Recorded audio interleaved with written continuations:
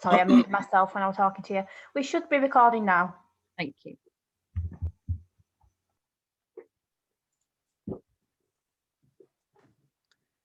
Right, so I'm going to make a start, I think. Thank you ever so much. Welcome everybody, panelists and audience members. And I apologise for the audience members listening to us with our last minute plans. So massive apologies for that, and thank you for letting us know. Welcome everybody, hello, and thank you for being here. My name's Emily and I am the Voices Coordinator. I work for Women's Lives Leeds and I'm coordinating a movement for Leeds to become the first UK women-friendly city. So it's an inclusive movement for women and girls and men and boys to work together to make Leeds safer, healthier, equal and more fulfilling for women and girls.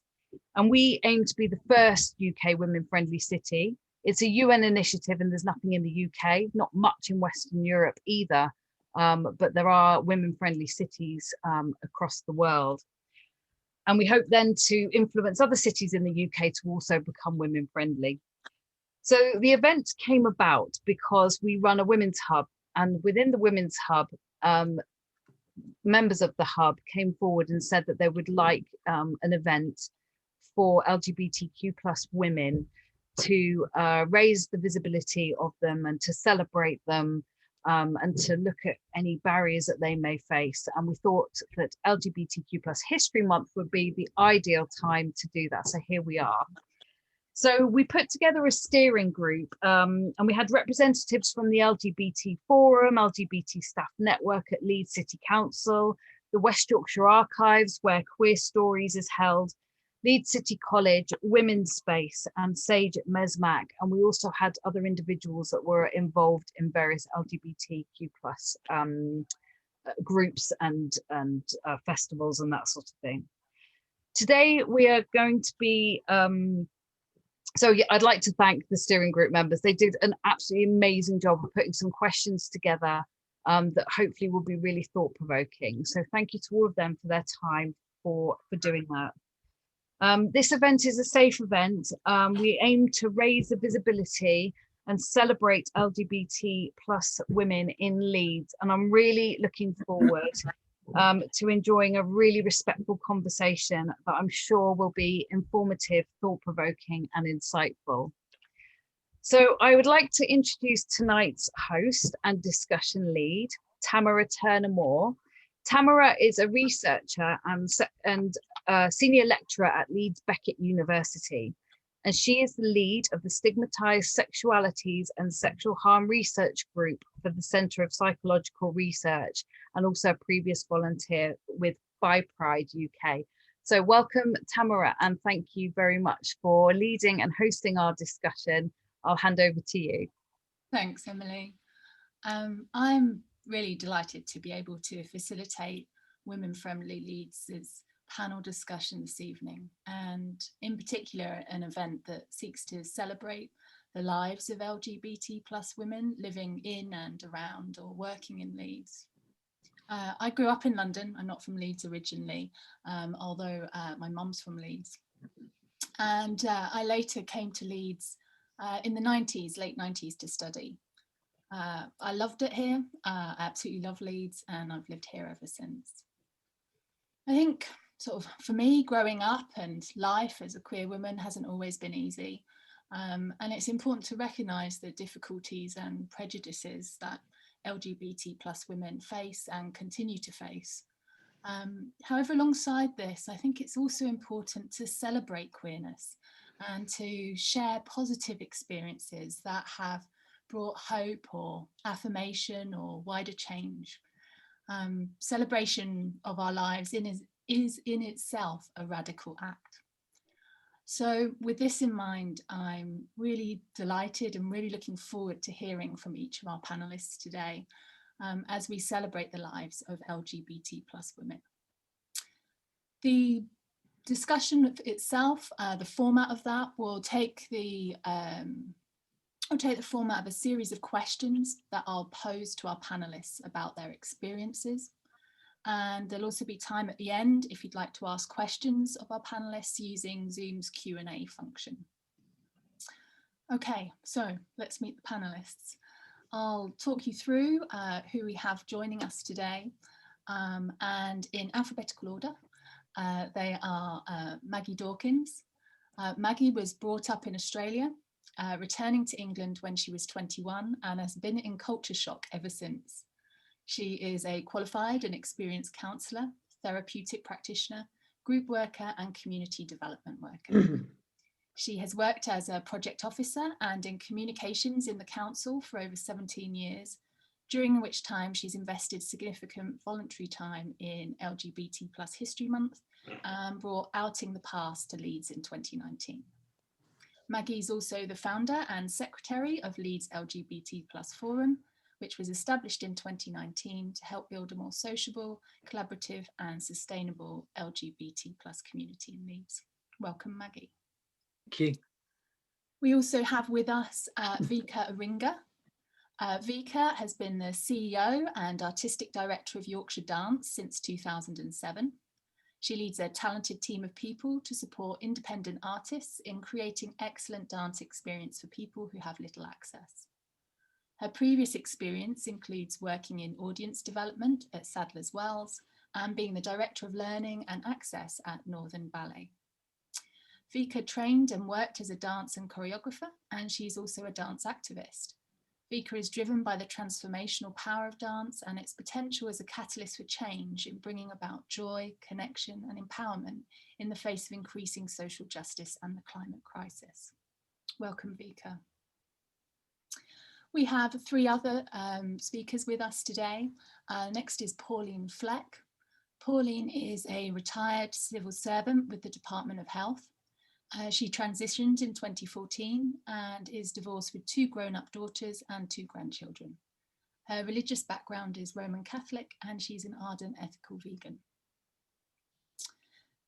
Welcome, Pauline. Thank you. Jane Stageman. Jane works internationally on gender and social inclusion issues, drawing on her experiences in Myanmar, Argentina and the UK. In the mid-1980s, she facilitated the group that lobbied Leeds City Council to set up a women's committee, which subsequently drove progress on a range of issues for women across the city. Working to improve services and opportunities for women also led Jane to a career in organisational development and change in the council. Most recently, Jane has been volunteering as a gender officer in Myanmar and is active in developing the first LGBTQ+ affirmative housing scheme in Leeds and jointly organising the annual Leeds Palestinian Film Festival. Welcome, Jane. Thank you. And our last panellist today, but obviously not least, is Jenny Wilson. Jenny is the founder and director of Irregular Arts, where she creates, produces and performs socially engaged arts projects.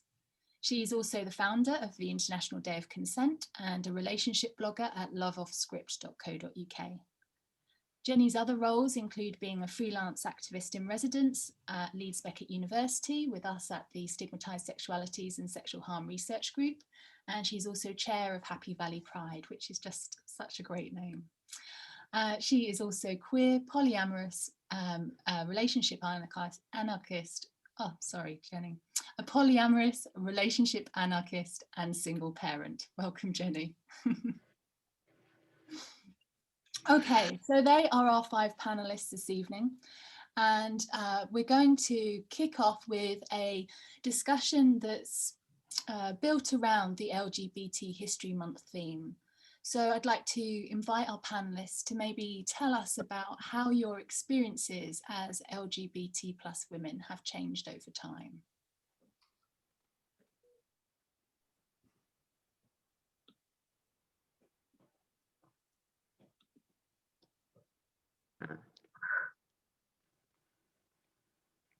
Being very polite. Well, shall I start? Go, Jane. Well, I was very struck. I've been very struck by an Audre Lorde comment. She's a black, many people know, a black feminist lesbian. And she says, nothing I accept about myself can be used against me against me to diminish me. And it made me think that my experiences of change over time have been very much linked to how much I've dealt with my own internalized homophobia, actually. And actually, the more that I've got comfortable, the more that I've understood that and got comfortable with it, the more I've been able to accept my gender and sexuality in every sphere of my life. And I now, you know, for me, looking back, I've been a cisgender lesbian for over 40 years now. I brought up in 2 children in a women-only, lesbian-only household, but interestingly, my activism has been mainly centered on tackling probably patriarchy and racism and class privilege. And it's only really in the last 5 years that I've really focused on LGBTQ plus activities.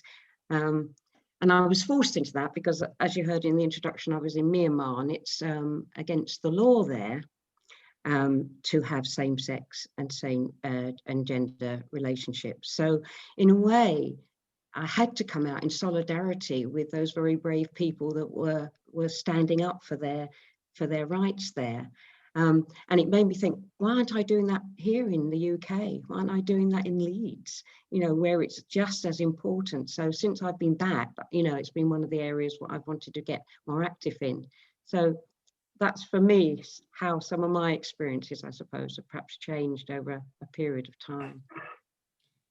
I'm really glad you said that, Jane. First of all, that you mentioned a quote by Audre Lorde, because of course, just recognizing that we're all not the most diverse group of women here for this conversation. And secondly, what you said about internalized homophobia really is, because that's exactly what I was going to say, is that I grew up in Holland in the 80s in quite a lefty feminist household, and came to Britain when I was 18 as a student in the late 80s, and I was a bit gobsmacked with how less open and liberal I felt London was, and how my friends in London at the time felt. So I never really felt like I had a lot of internalized homophobia, or I didn't recognize I had any literally until in my late 30s, when I you know, the desire for my own family and having kids became you know, so strong and to the fore, and that activism around that. Also in my role at Yorkshire Dance, I have not really developed it explicitly until the last kind of 6 years. So a little bit like you, becoming more explicit and actually realizing how little I've questioned the world, how little I've questioned what I've seen around me. Why did I not see any other queer dancers or queer women when I was in the early 90s in London? Why is the dance sector so completely without any visibility of you know, of different types of women and different types of femininity, whatever? Let's not go there, but you know what I mean. That's for me also a much later thing.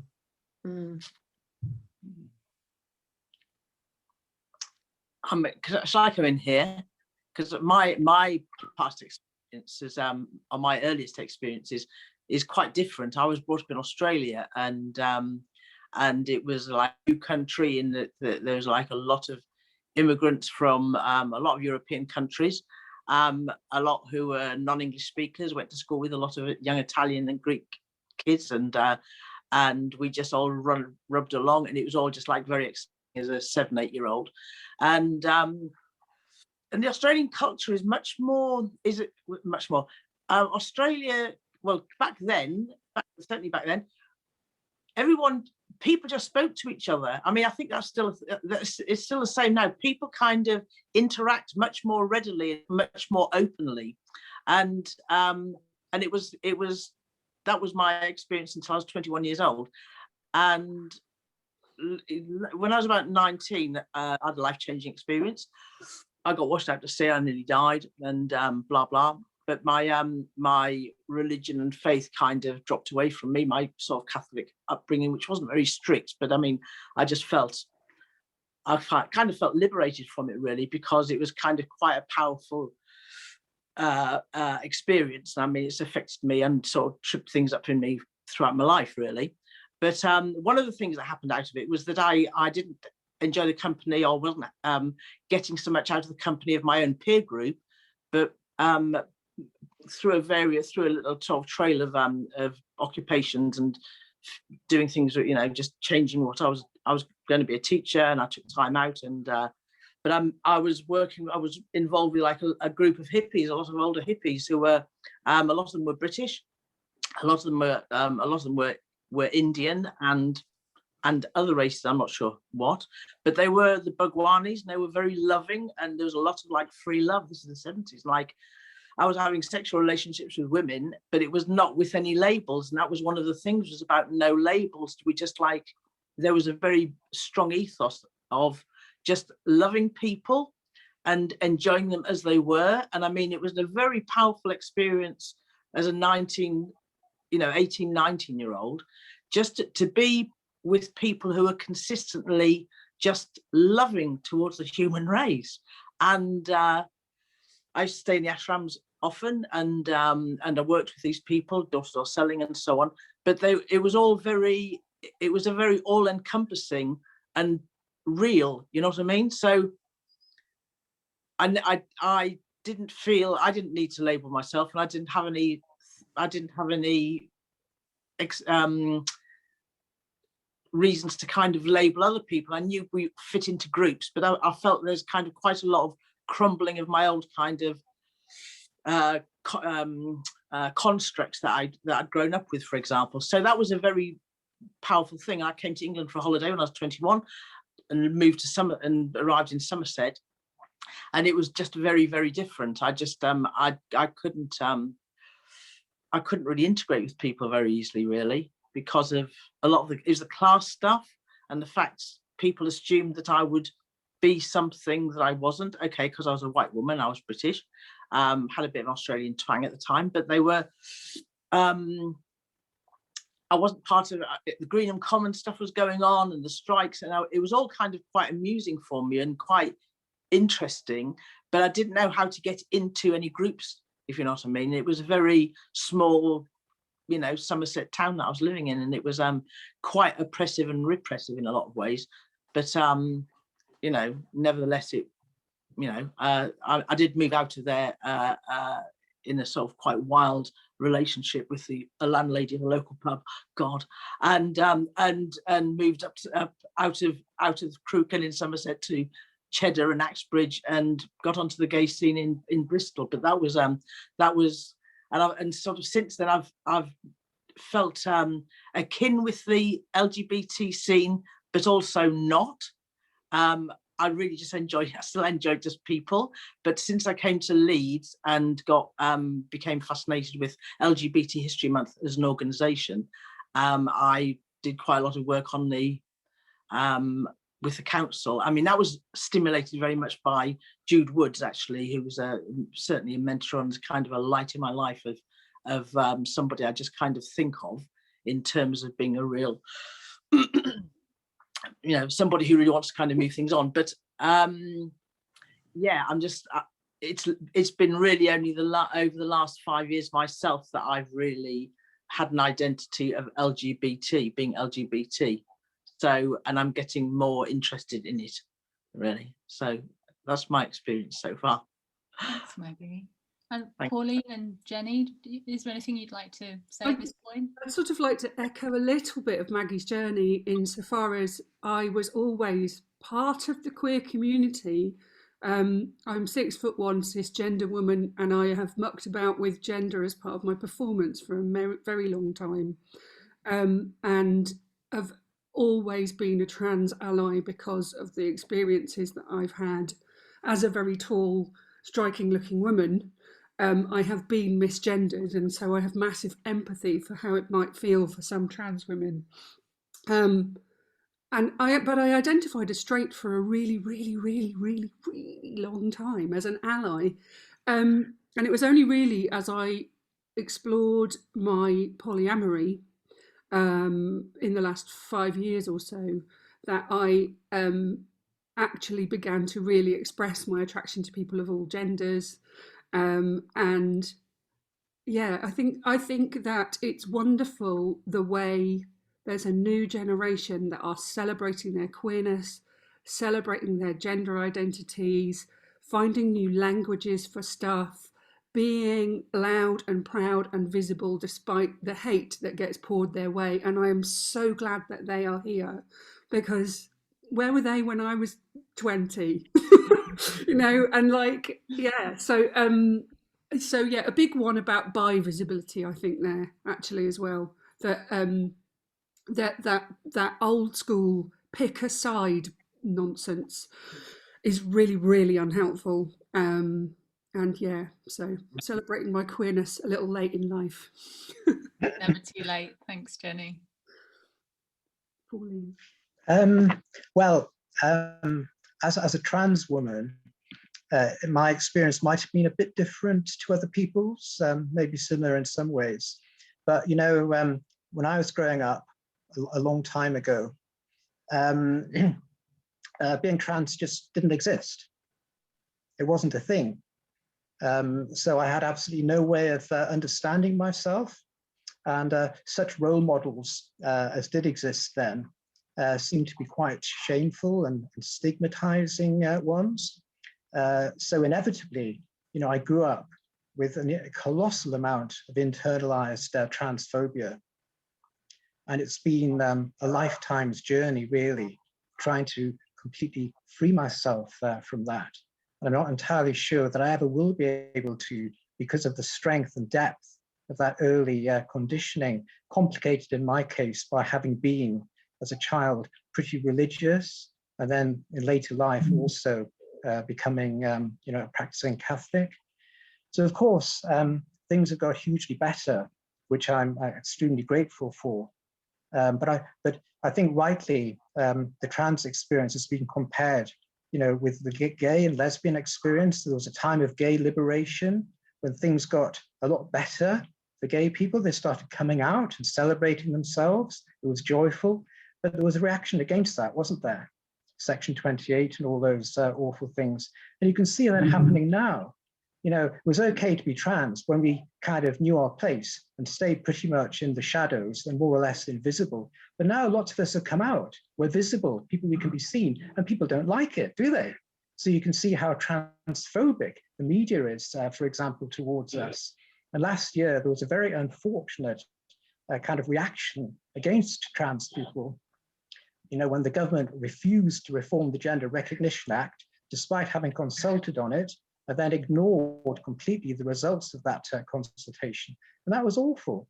And the way trans children are treated, you know, it's as if you know, a trans child wants to transition and they're given any help to do that, it's a form of child abuse. It's shocking. And the courts ruled that in order for a child to receive puberty blockers, and remember, for a trans child, for some of them, to go through puberty can be an utter disaster. And the courts have now ruled that you can only get that treatment by virtue of a court order. That is being appealed against, and I sincerely hope that it'll be changed. So we've made progress, but plenty of room for more. Thanks, Pauline. I guess one of the things that your comments raise are the importance of activism in this space.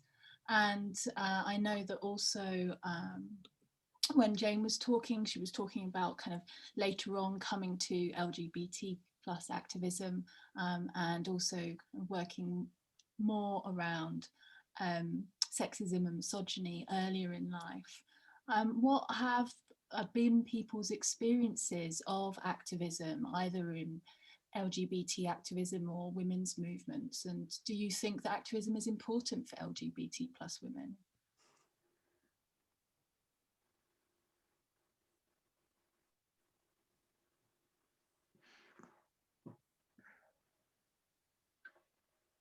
I'll jump in. I think it's incredibly important. I think one of the challenges remains of the prevailing culture having othering us as a group of people, and us then othering each other, and the labels and the factions and the subgroups and the different needs within the LGBTQ plus community. and it saddens me when I see people not coming together and not joining together behind the issues that Pauline just raised, that the trans communities are facing very much at the moment. In particular, I think trans people at the moment are the people in the LGBTQ plus soup of letters that, you know, that kind of need the support of the more, there's been a lot of rights won for the L and the G and somewhat the B in the alphabet soup. So yeah, I think activism is terribly important. I think it remains terribly important. And I also think it's really important to remember that we are in a very privileged society living in the UK, where we have a fairly, it's not completely equal, but it's more equal than it is in a lot of places in the world, and highlighting our siblings across the world and their issues. Absolutely. And I've been involved in the European partnership around gender for the last 5 years now. We're just commencing a new project in Leeds with people in Italy, Spain, Holland, Slovenia, France, all over Europe. And we are so privileged in many ways in Britain, compared just culturally in terms of the machismo in some of the more Mediterranean countries, but also the like a really seriously fascistic sort of political agendas. Oh, Hungary, they're a partner. Can you imagine? I mean, the Hungarian government have just abolished all their gender studies departments from the university. They just closed it all down. So it's like it's fascist kind of environment. And at the same time, I recognize, and so the activism, but the activism doesn't stop, does it? Until we have supported trans people better, but until we also have supported just a wider, broader expression of what it means to be in your body. I feel that so strongly about there's not just one way to be a woman or a man, and or everything else. that whole breadth. And I do get also the joy from the younger generation, Jenny, but I also worry that we maybe are losing something in the range of things that we can be with, I don't know how to, I'm not articulating that very clearly, so I'll be quiet in a minute. Yeah, I don't know, by younger people inventing more boxes, we're necessarily getting rid of the boxes, is what I'm trying to say, maybe. And at the same time, feel really inspired by people that have shown. One of my best friends in Holland is a very highly activist lesbian, and I thought we had it all sorted in Holland. Quite frankly, I honestly didn't think we needed to worry about anything there. And she's been an activist for 20 years and has dedicated her, 3 days a week where she does voluntary activist work for the community. And I'm thinking, yeah, God, she's shown me a couple of things that I could have been doing and I wasn't doing, and still, I think there's very little positive role models of lesbianism around, or visibility for lesbianism. And I just wanted to finish off on something that Hannah Gadsby said when she did the comedian that absolutely phenomenal piece of work, when she described that experience of seeing her people, i.e. this is the Sydney Mardi Gras. When she is a young lesbian, she's understanding and discovering that she's lesbian, and then she sees the Mardi Gras and she sees these really outrageous gay men with their buttocks hanging out and the leathers and the rubber and the really extrovert, typical kind of gay male expression. And she goes, my people, and like not recognizing herself in that celebration of queerness. And so I still think there's loads more to be discovered. Jane or Pauline or Maggie, do you want to come in on that? I'll come in on that. There was something that Jenny triggered for me. you know, I was very, as I say, like very no labels. We didn't need to label ourselves and so on. But it still exists, and I know sort of through my studies in, you know, counselling therapy and psychology and so on, we need sorting categories. We need things to understand things by, and like having hooks to hang things on really helps us get a sense of ourselves. And I mean, we're a very, you know, we're all, you know, a minority of one, and we have to find our way through the world and through our lives and so on. And when we're fortunate enough to be amongst our own, I mean, I just like purr when I'm in a room of lesbians. I just like, you know, it's just like, there's something about being amongst your own.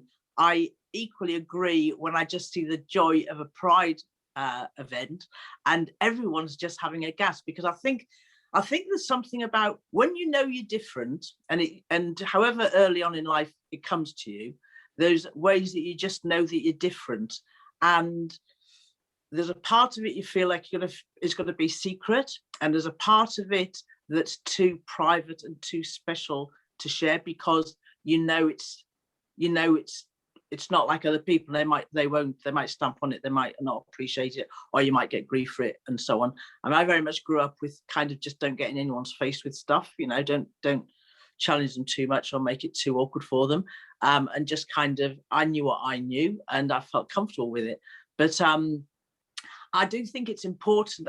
I mean, I've had a growing recognition that just as in social history, in societal history, that like the younger people now, knowing where they sit and creating boxes for themselves. And I think the trans thing is kind of is the T that is split down to lots of the non-binaries and I don't know, there's, you know, all of the rest of the alphabet soup is kind of come out of the permission that trans created, really. You know what I mean? And once trans became a letter in it, the LGBT, then it was like, there's a framework for other things to attach themselves to. And like, I think that there's the dialogue for people to kind of consider and work out where they sit with it and become aware of where they change with it is important.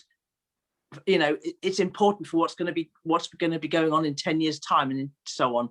I also just want to quickly say that it is the issue with boxes is that aspect of human nature of being an us and them, and we're the goodies and they're the baddies, or we're like this but we don't like them because of, and we definitely need to join together and just like, we're all queer, we're all different, we've grown up with being different, we're all still unique in our own ways, and we all still belong to little groups or collectives or cliques or whatever for periods of time. But like, we must be big enough, because we know about being different. We've got to be big enough to sort of say, okay, I've grown out of that. I'm moving into this sense of supporting one another in their realities, you know what I mean? And I just think I was an older person, and that was something that very much at the root of the LGBT forum was to build much more collaboration and just joining in with each other and not being antagonistic, you know what I mean? We're together not against, but as different to the heterosexuals. So with the non-heties, everything non-hetty has got to kind of bump against the rest of the world, the majority, day by day. And like, there's a lot to learn, and there's lots of inspiration about that, about being kind and being loving towards one another and being interested in each other. Just be interested in each other and share what we have in common, because I've been to a few events where I've got talking to people who I would not normally get to talk to, and I just resonate with their stuff, and I just like love hearing it. So, you know, and this has been recently, only over the last 5 years. So I just feel for myself, I'm at the beginning of a wedge of something, but there's just amazing stuff going on out there. And like, the young people need to know about modeling good behavior, and modeling good behavior for the younger people, but we older people, that we model good behavior for the other generations, and just let them love their lives, you know. Thanks, Maggie. I guess there's lots that's come up there around sort of the importance of identity labels and inclusive spaces. Pauline, did you want to chip in there? Yeah, I would just say that just in coming out as trans, has become almost like a kind of political statement. It almost compels you to take a stand. You can't kind of do it just in a completely private way, it seems to me. But I also want to just raise this this word privilege, which may, yeah, I do so with some hesitation because I've had a lot of privileges in my life. But it's become, my eyes have been opened after I transitioned to the way in which women are less privileged than men. But also, I have to say, to the way in which trans women are less privileged than cis women. And I'm afraid, even in the trans community, there are some trans women who pass really well and can be indistinguishable from cis women, and others who don't. So those are the least privileged of all. So I think it's very important that we recognize these differences and work together to support each other. And I'm particularly, as a Catholic, I'm particularly worried or concerned about the way in which in my church women are discriminated against. And that is the main focus, I suppose, of such activism as I'm involved in. I don't see myself as one of nature's natural sort of activists, but as I say, I feel I've sort of been compelled to be one. So that therefore I belong to bodies which try to campaign for greater equality, both of women in the Catholic Church and of all LGBT people. Yeah, I just slightly different angle, but relating to what you're saying, I suppose I feel incredibly grateful for a lot of the activism that's gone on before me and still going on to open up a lot of these discussions and these opportunities. And I'm just very conscious, even in my history, here in this city, when I was first working for the council, you couldn't, as a lesbian or gay man, and that's what we were only talking about at that time, you couldn't foster or adopt women. Adopt children, sorry, adopt women. That'd be good. But anyway, it'd be quite fun, interesting. But but you couldn't foster and adopt children. So, because of the activism and because of the campaigning, that's now an acceptable thing in the city. And that was the first city in the north to be doing that. So hugely grateful for many of the women that worked on that and that to make that possible.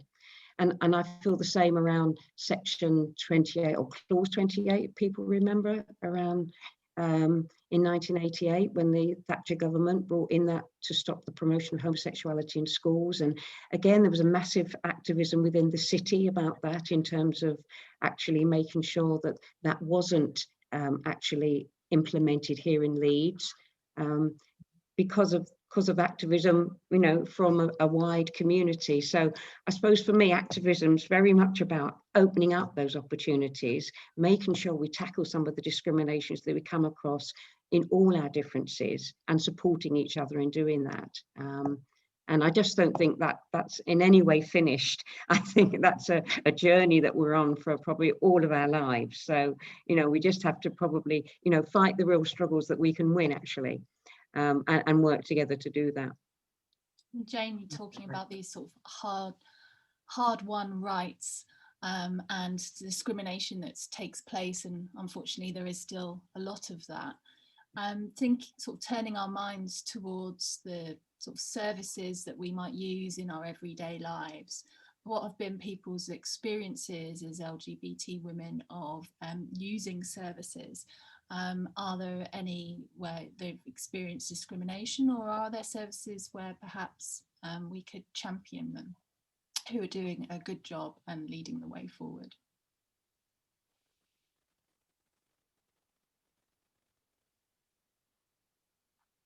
That's a question I find hard to answer because I've just always experienced such good services. That's great to know. You're talking about your doctor and your dentist and your health services, and and I guess again, sort of echoing that, I'm so pleased to be in this city. I am an adoptive parent, and I have a 7-year-old, and we were treated so well at every stage of that process, and met Great to know. gay parents at every stage of the process. I believe I have some people here to thank for that. Is it you, Jane, also for the activism around that? So, you know, that feels like a little bit like then you're on the top of the mountain, aren't you? If you can do that, walk into that process and go through that whole thing and end up with a family and so well supported. I mean, amazing. So, but I don't want to overshadow other people's experiences. I'm also aware that I can pass very easily for, you know, in many situations. I don't, the first thing people notice about me is not the fact that I am a lesbian. So, sorry, Jenny, you were going to say something. No, I was just coming in to add. I should note that I live in Shipley in Bradford, so I'm not a Leeds person. I'm an interloper. So I'm actually not really that interested in talking about services at the level of the local. For me, I think the challenges that I run into with services are because the patriarchy, and and because of kind of systemic issues around not understanding gender, sexuality, and relationship diversities. Yeah. That's the other alphabet soup. I prefer that sometimes to LGBTQ. GSRD is quite a useful one, but particularly around polyamory, for example, trying to access mental health services and talking about having more than one romantic relationship, and it's just that it's really hard for counsellors to understand queer relationships and different relationship structures, and you know, and to relate.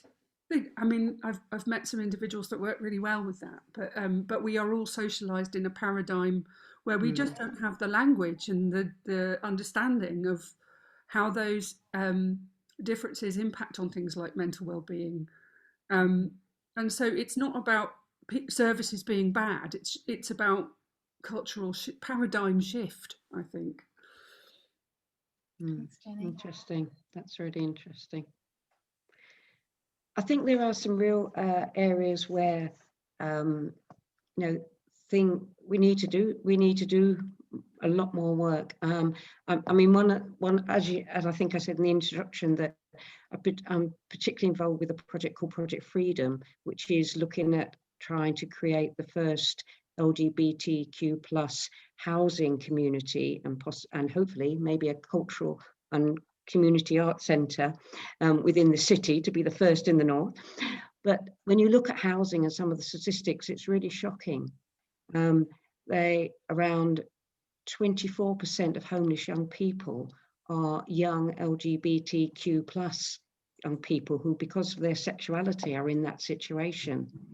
When you look at, they did a study during the first lockdown in COVID, and 40% of over 50-year-olds were living on their own, and very isolated, and obviously experiencing lots of mental health challenges as a result of that. And so, you know, there are something like housing is probably a really key area, and particularly perhaps as people get older, and needs more and more support, and are worried about perhaps going into residential homes where they will be forced back to perhaps being invisible, back in the closet in terms of how they experience their everyday life there, or experiencing prejudice again.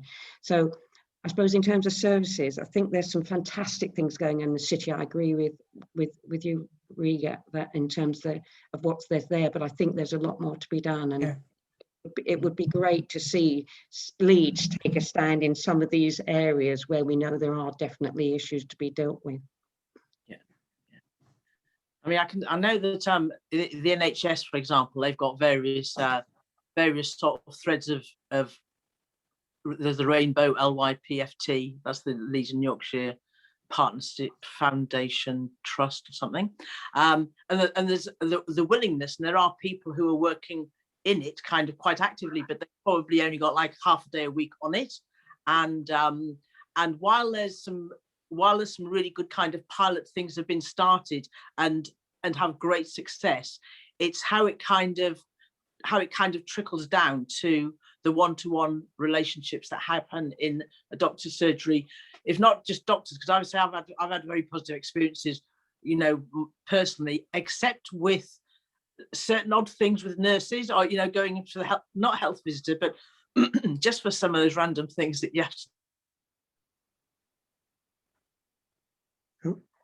Oh, I think we've lost Lost Maggie. you there, Maggie. I know she was having some problems with her power, wasn't she? Maybe it's outed. We might come back to Maggie. Pauline, was there anything that... Oh, Maggie, we lost you there for a moment. Oh, did you? Sorry. Oh, sorry about that. Yeah, my trip switch tripped again. Yeah, it gets stated at me. I get these kind of hard questions about do you have children? So do you have children? And no, I don't have children. So, well, are you married? Well, no, I'm not married. But it's this kind of, the person coming at me has this box that they want to kind of understand me from, and it's like this big, you know. And I think that's what in a broader field, I mean, I'm old enough to kind of be stroppy and sort of say things to people, but sometimes I'm just not in the mood, and sometimes I've not been in a fit state of mind to. And I completely resonate with people along, you know, across the rainbow spectrum who experience some of the same thing, because it often comes down to what people do to other people. It's not about the training, it's not about the lack of, it's not about the goodwill, or it's not about it's that kind of us them, it's that aspect of human nature that just wants to do things and say things in an insensitive way. And I say on one level it can be ignorance, and on another level it can be scoring a cheap point. And I think there is this, I think this is something that, as on a human level, that we just have to kind of find ways of not being too sensitive to it, and finding ways of delivering a message that's meaningful, that can move that person on, and for also to let them know that, like, don't say stuff like that, it's just like not on it, or it's just, you know, just don't. There are other ways of saying the same thing. And I think just kind of, that's something that really we have to kind of be quite activist in. I think that's something that we really do need to get across, is just being sensitive to other people and being kind to other people, basically. And I think that's where in the services, when you get a wrong un who just wants to make a point, it just becomes very unpleasant, and it kind of it just spoils all the good stuff that's going on. It just gives a bad impression of the whole thing. So that's what I would kind of push for, not just ticking a box to say we've had some LGBT awareness training, but actually there's a sort of, they get the people in place who've got their heart and soul in the right place as well. They just got their stuff together, or they just don't carry the same levels of, you know, just in different places on the spectrum about their own prejudices and biases, basically.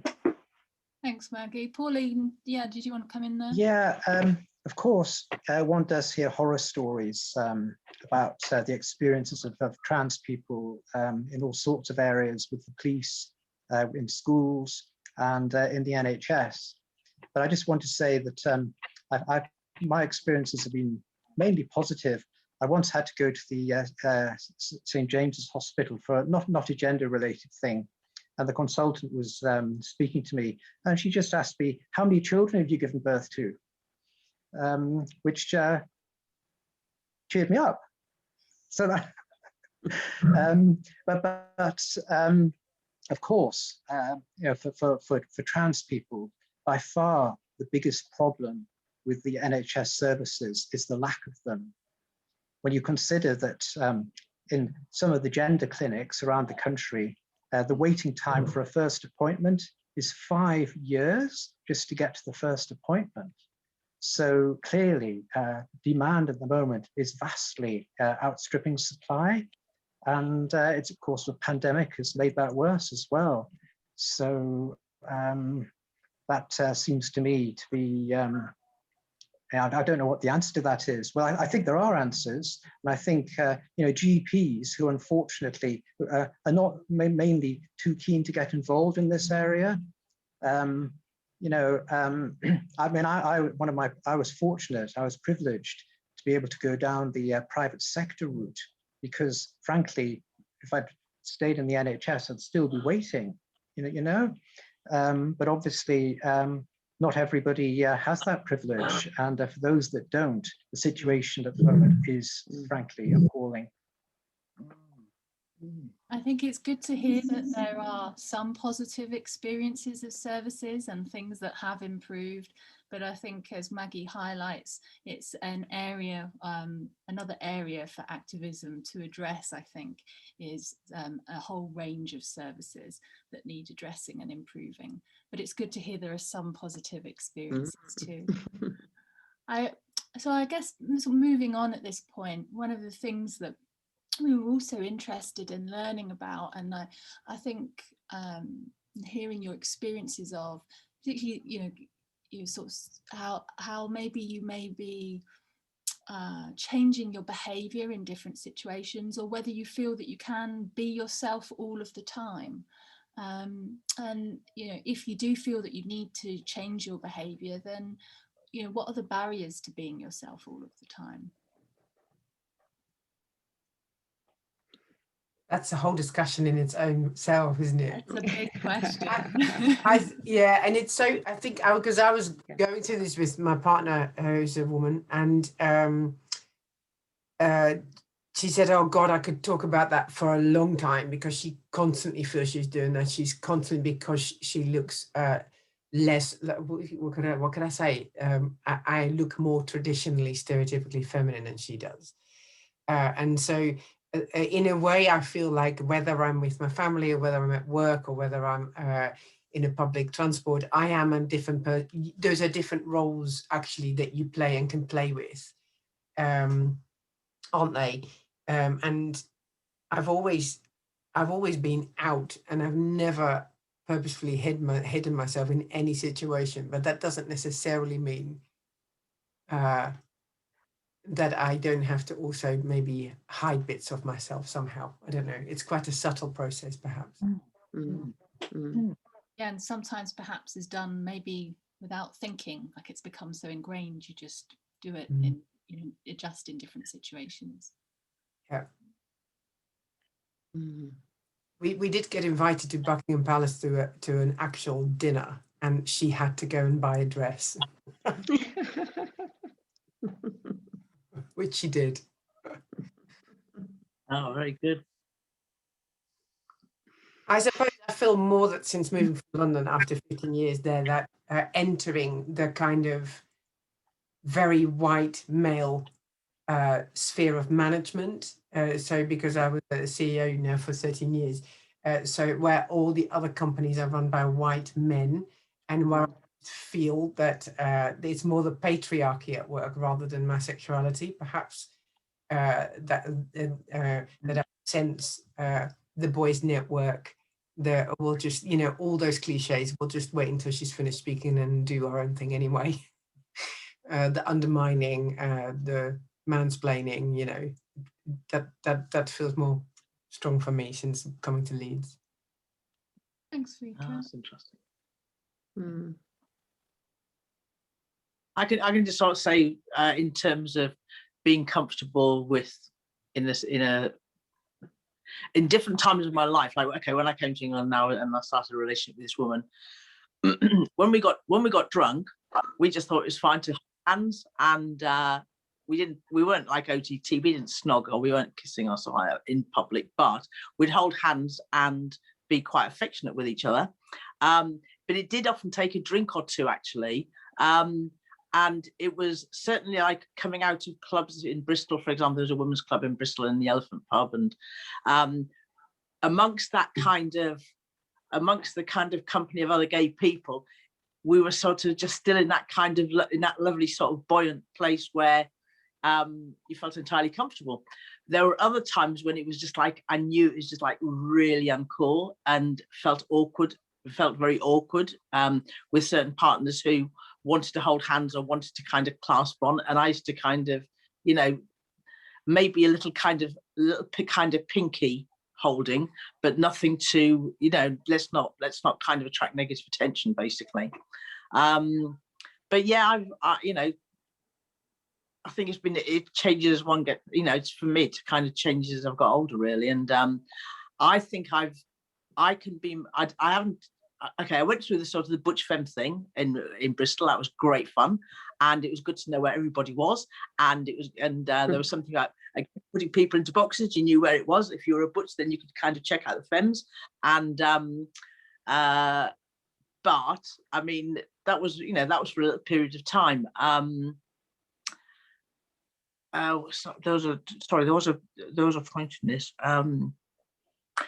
Since I've become older, I've become, or as I came through that period, I've felt a lot more being allowed to be. I felt comfortable at just about being womanly. I enjoy children, and I like to get the attention of kids on buses or whatever, or I like to look at them and interact with them and so on. And I like to be helpful. I am quite helpful.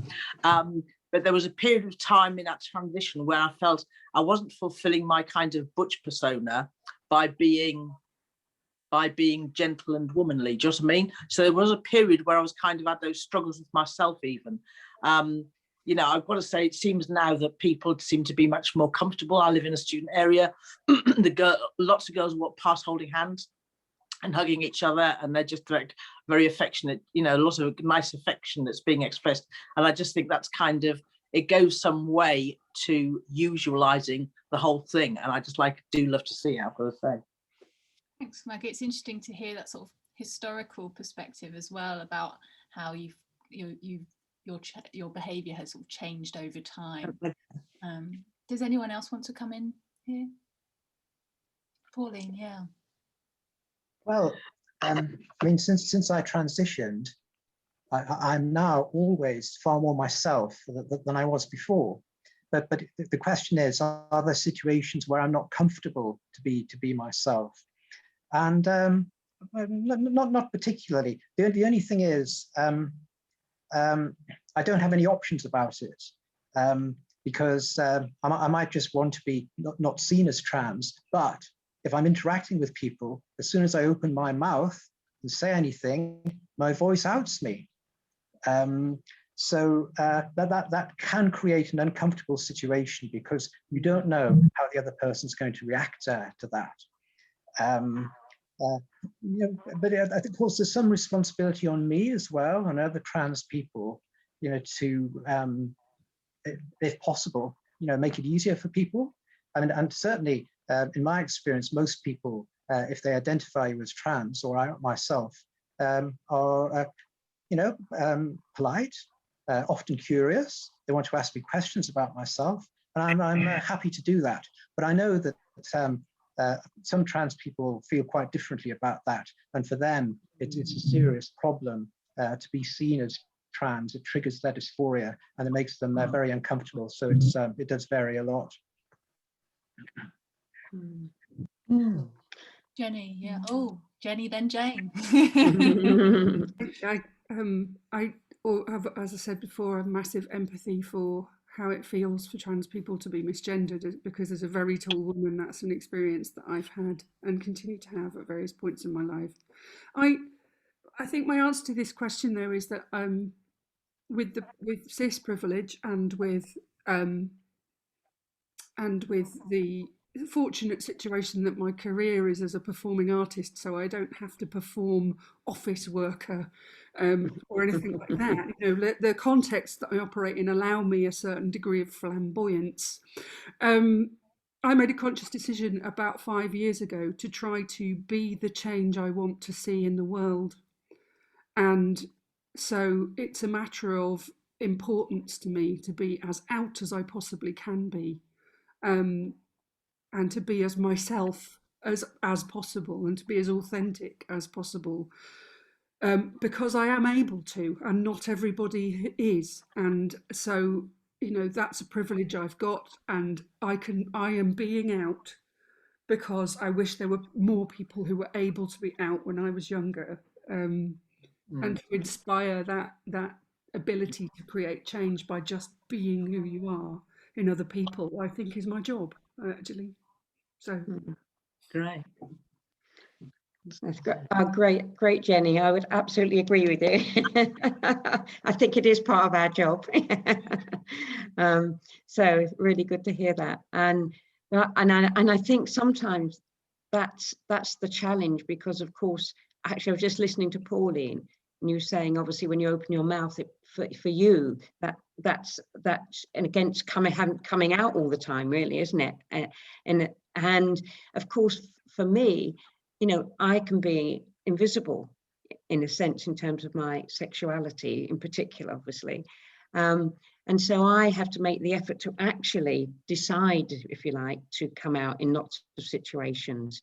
And I suppose that's where I feel more and more I take the risk of coming out, because I probably wouldn't have done, I'd have passed much more frequently.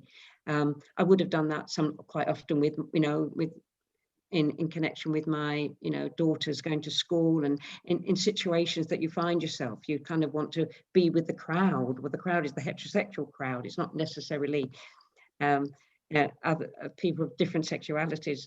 And so, but now I agree. I think the thing is that I make more of the chance to take the opportunity to be out when I can, actually. And for exactly that reason, that it's very important in terms of being there and being seen by others, and not shying away from that. And it takes courage and challenge, actually, I think, in many situations.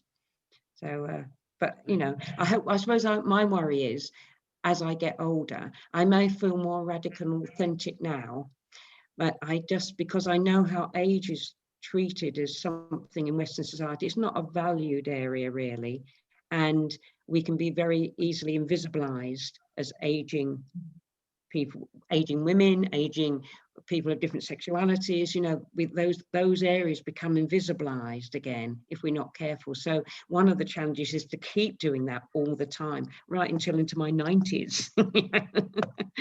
Will I be brave enough? You know, that's a question.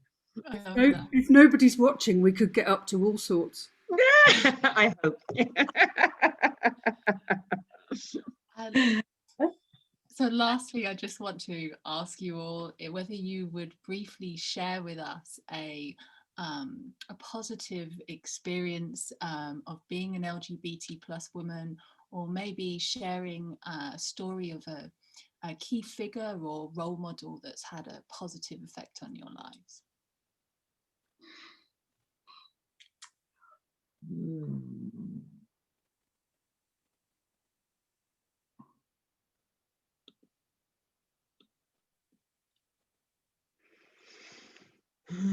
So many. I know. I mean, I'm going to jump in and just say, you know, my LGBTI, my lesbian identity, I'm not that I've shied away from it and or anything, but my identity is sort of part of the LGBT community in Leeds, for example. It's been quite recent, so it's only been through over the last 5 or so years, and two key people are Jude Woods, who I've mentioned before, who is just a pioneer for queering the city, the world, and everything, and an amazing community development worker, and like tremendous, fantastic artist, and very much an invisible woman in Leeds, and I use that term you know, don't think it's been properly acknowledged quite what an amazing pioneer she is, and the work that she does. That's one person. And secondly was meeting Sue Sanders, who started Schools Out, or started the Gay Teachers Association, Schools Out, the Classroom, LGBT History Month, and Out in the Past. I met in 2017 at an event. I think it was a launch of, no, it was 2016 or 17, I don't know. Launch of one of the LGBT History Months at the end of the previous year, and she speaks so well. She's just so so succinct and solid and entertaining and passionate, and she just does things. They do these incredible things with this tiny panel, with this group of volunteers basically, and have all of these big names that are sort of patrons and what have you, but really just this grassroots level work going on all the time. And she just does tons of stuff, and she's an amazing speaker, and she inspires me every time. You know, I just Google her sometimes and just like listen to her speaking, because she just like, you know, she just brings it, she brings the sort of current things right into my, you know, consciousness. And I feel like that's a new area of direction, and that's another project to kind of be working on. She was sort of saying recently at a symposium, I think it was, that like the right's on the march again. The right's on the march again. We've really got to not get complacent or feel complacent about what's about our situation and the fact that of what all the great stuff that's been going on and so on, but that we have to be aware that there's other stuff on the horizon, and we've got to kind of empower ourselves and our younger generations to see it for what it is and really get together to kind of shift it all around, you know. But yeah, they're two key people for me. Thank you. Thanks, Maggie. Maggie, who was the second one again? Sue Sanders. Sue Sanders, okay. Yeah. Want to go and look her up now? Yeah, do. Worth listening to. Listen to the symposium speech. That was in anyway on the LGBT History Month website. Just have a scroll through. It's very interesting.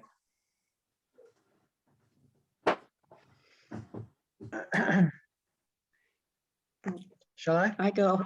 Oh, sorry, Polly. You go. No. I think you know, role models are so important, aren't they? You know, I was saying at the beginning how when I was growing up, they didn't exist, or if they did exist, they seemed kind of impossibly exotic and not relatable to. So there are now more and more out trans people, of course, but we need more of them. I think we still need to see, you know, more trans people. We need to see trans MPs, all sorts of people. So I think there's still a deficit there. But I actually admire some of the more controversial celebrities who've transitioned. People like Kelly Maloney, who I took part in a Zoom with a few weeks ago, who came from the most improbable background of being, you know, a boxing promoter, a UKIP mayoral candidate, and a Millwall City Football Club supporter. I mean, it doesn't get, you know, you can't get more deeply into camouflage and disguise than that, I think, unless perhaps you're Caitlyn Jenner, who, of course, when she was Bruce Jenner, was a decathlon gold medal winner. So I think that says something actually important about the trans experience and how diverse it is, and how good many of us are, especially older people, at living in sort of deep stealth and deep camouflage. We get quite good at sort of masquerading in the wrong gender, if you like, and could do it quite successfully. Interesting. So I was thinking over time, I mean, I still go back to Adrienne Rich, because she was a really strong American feminist and who wrote fantastic, well, she was really radical feminist lesbian, and so she's written some fantastic stuff, and I often go back to her. But you know, nowadays also I think someone like Jackie Kay is really an inspiration, you know, the Scottish poet, and you know, but I would say there's some fantastic women in Leeds, probably amongst you all in front of me. but I've, I think, been very fortunate. We've had a network of women who had children by insemination, and we've grown up as a whole family living here in Leeds. And you know, we've got children now, they're in their 30s, who've got their own children, and they've been a fantastic set of role models for me about how you can live lives in an alternative way and bring up really, you know, beautiful young people, actually. And that's actually, you know, a huge inspiration to me daily, actually, just, you know, working and being part of their lives. Rika, did you want to come in? You look like you were... Yeah, I was thinking about, because of course role models can be lots of different types of role models, but if it's particularly about feeling okay about being lesbian, right? Feeling recognized, understood, being able to be visible, it being fun maybe, or celebrating it, or feeling even that it's a sexy thing to be rather than just a really an uncool thing to be. I think for me, obviously, Martina Navratilova and Katie Lang, they were really important. They were when I was in my late teens, early 20s, they were really important to me. And now I think it's more about lots of small, because we have this much broader palette. Like, I've loved that Nicola Adams did Strictly. Oh yeah. Hello, like this for me is another total benchmark, right? 2 women on Strictly, and she's from Leeds, and she's black, right? And then been listening to what obviously can't go anywhere. So in front of the television, watching Call My Agent, which has it's a Netflix series which has a brilliant lesbian character in it, and just having a much broader palette that you can see the complexity and the fallibility, and it doesn't just have to be that one cliche or that one kiss in Brookside in 1980, whatever it was. It just that it can be everything, so I guess more something to do with that. Yeah, and I'd say, millions, loads of sort of popular culture icons, but like particularly want to just give a mention to Lizzo. Yeah. Because Lizzo is so awesome, and Grace Petrie are brilliant. Oh yeah, UK based. What a phenomenal talent! Who's an activist, an artist, a champion for the communities. Yes, Grace Petrie. But I also want to just go back to Audre Lorde, because we started there. And one of the quotes I'm enjoying of Audre Lorde's at the moment a lot is the master's house can't be dismantled. The master's tools cannot dismantle the master's house. Sorry, I've got that completely wrong. And that I go back to that thing about this new generation, these new identities and languages, the new playfulness that is dismantling, and it's uncomfortable and it's difficult. These new labels, these new ideas, these new identities. It's great because I think it's undermining some really fundamental principles of the patriarchy, and I think that's the master's house that we need to dismantle here, for us as women and for us as women across the LGBTQ plus spectrum. Yeah. Thanks, Jenny, and thanks everyone. That was a really great point, I think, to pause the discussion and hear about the role models that have made a difference in your lives. At this point, I'm going to stop and have a look at the Q&A.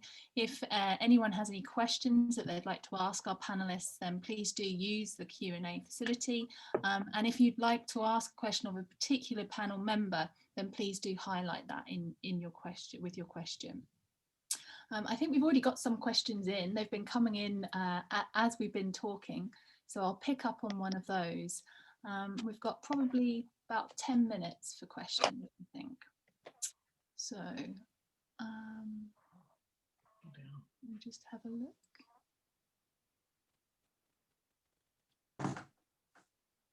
What advice would you give to young LGBT plus women who feel like they have to hide their sexuality in certain situations?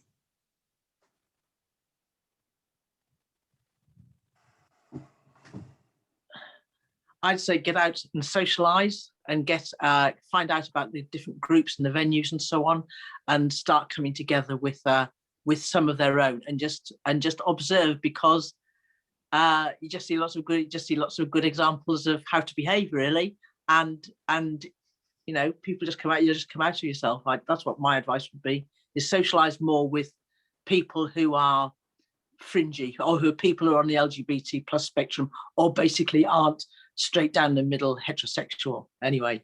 Just dance with it a bit more, and you'll just kind of bounce around with it. Thanks, Maggie. Does anyone else want to come in on that? I just, what Jane said at the beginning about to what extent you internalize your own shame or homophobia, whatever we call it. how that influences how out you can be, and that's the only work you can do, isn't it, yourself? So and then there's the thing about safety. Maybe there are some places where you have to not say things or be things, and get out. You know, so like there's no judgment, is there? Everybody needs to make that judgment call at any one time. And I guess what Maggie's talking about, that support system and that wider community that can support you, to maybe what Jane said earlier on, which is that thing about coming to terms with it and living and breathing, you being okay.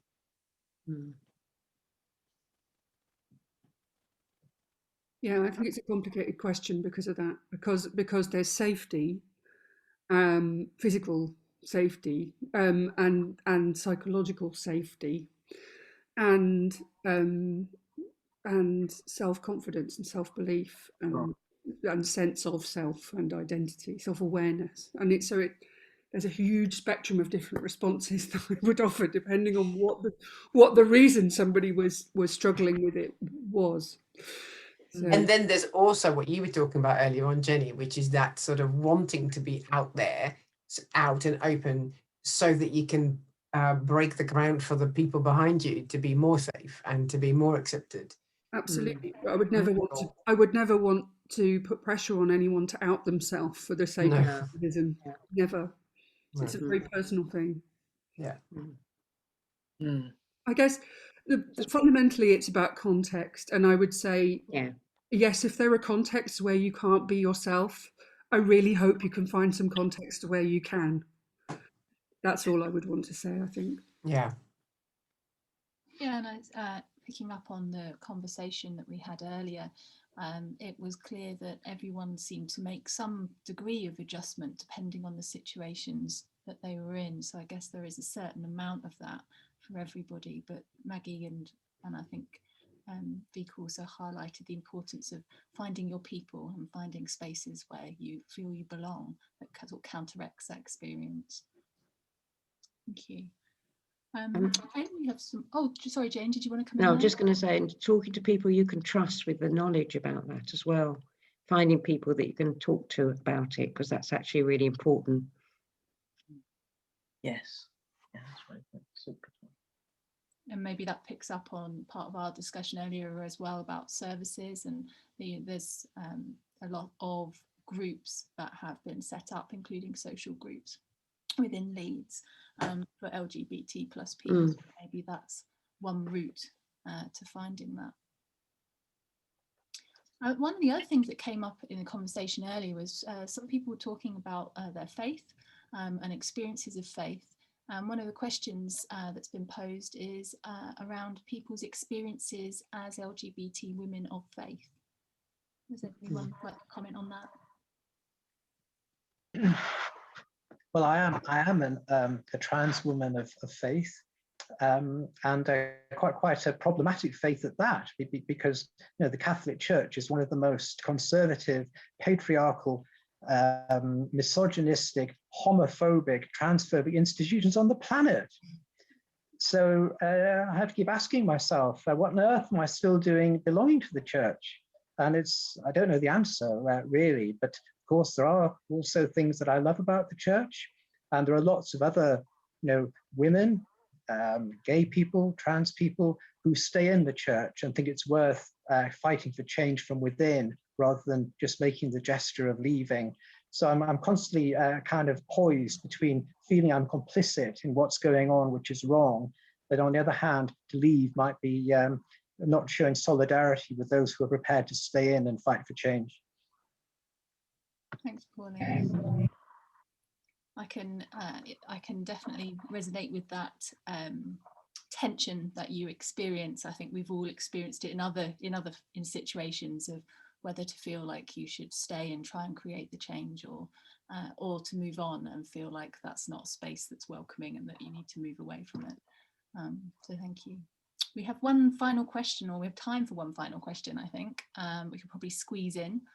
And this is one looking towards the future.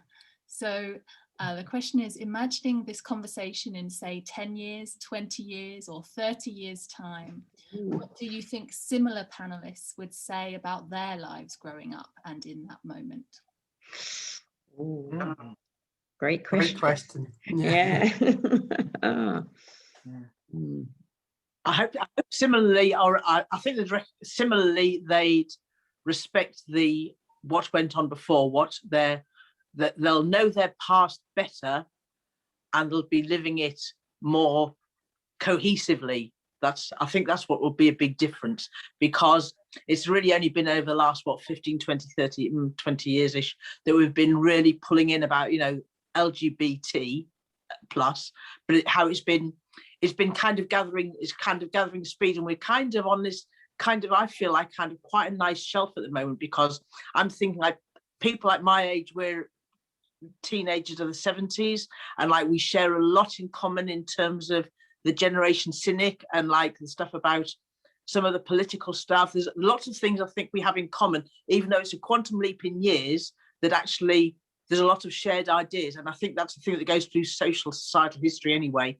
And I think in 10, 20, 30 years time, younger people now are linking in much more into their past. They're sort of seeing the wonderment of it.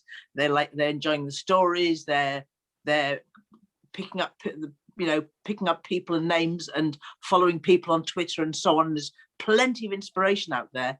But I think it'll just be, I like to think it's going to be a fairly standard thing that we are well versed, that in future generations will be well versed with where they've come from and why and that they can find examples of themselves in their own uniqueness amongst lots of other people in the past. You know what I mean? Because there'll have been a lot more sort of sharing and a lot more openness and a lot more collaboration and unity and so on. That's what I like to think anyway. Thanks, Maggie. Vika. Oh, sorry, you look like you were raising your hand. Yes. I mean to put you on the spot.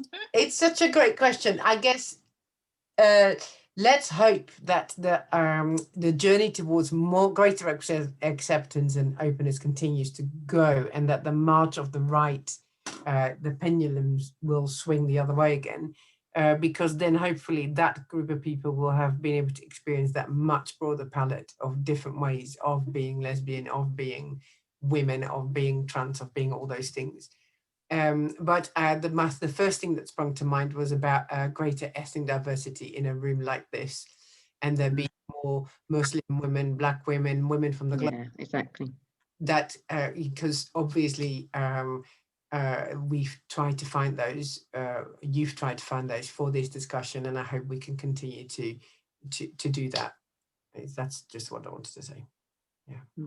Yeah, I completely agree. I hope that we'll see this sort of discussion have incredible, much greater diversity, and people were talking about a diversity of experiences they've had in all sorts of different ways, and that's what at the moment we're talking about some of the examples of where we've ventured into those areas, but we don't see them all over all areas of society, and maybe it'll be just the norm. What we'll be talking about is the norm within the society.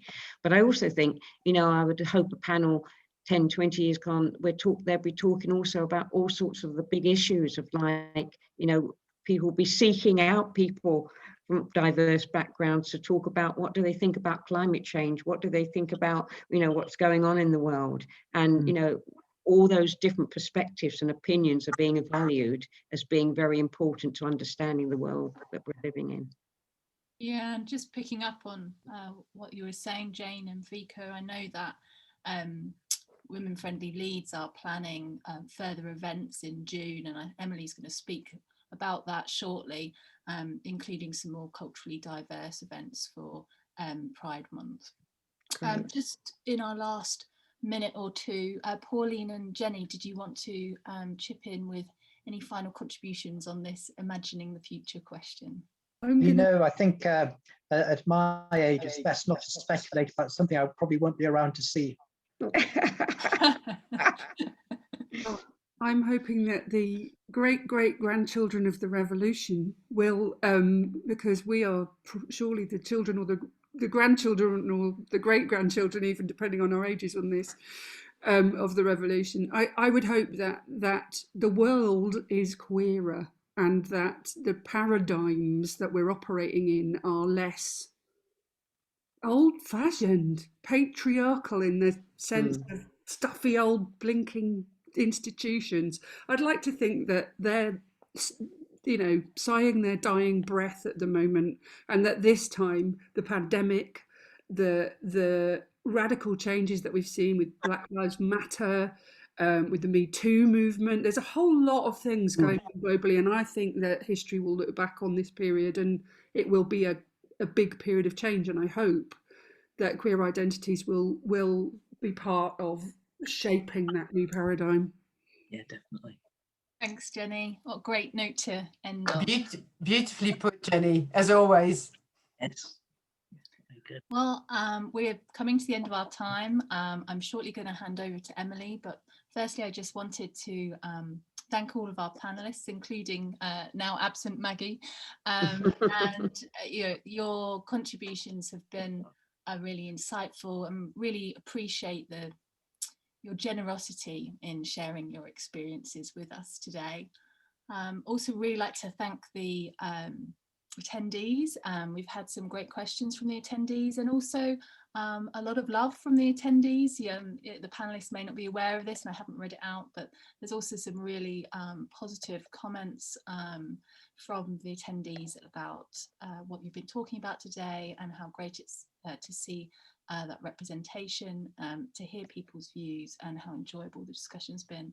So I just wanted to say thank you again to panelists and also to the audience. Emily. Thank you. Thank you so much. Thank you, Tamara. Thank you all so much. I really appreciate you giving up your time to be here today. What you've talked about is absolutely vital to hear, and that's our commitment at Women Friendly Leeds, is to continue to listen to what you have to say, and to continue the debate, and to continue the opening our minds to more opinions and to more views. Vika's absolutely right. We would like to have a more diverse panel. We did have a more diverse panel for today. Unfortunately, at the last minute, a couple of panelists couldn't attend. We are planning to do more events in the future to tie in with Pride Month, which also ties in with Black Pride UK, and so we have a commitment to continue what we're doing, and to continue to look at the intersectionality and more diversity within the conversations, because it's so important.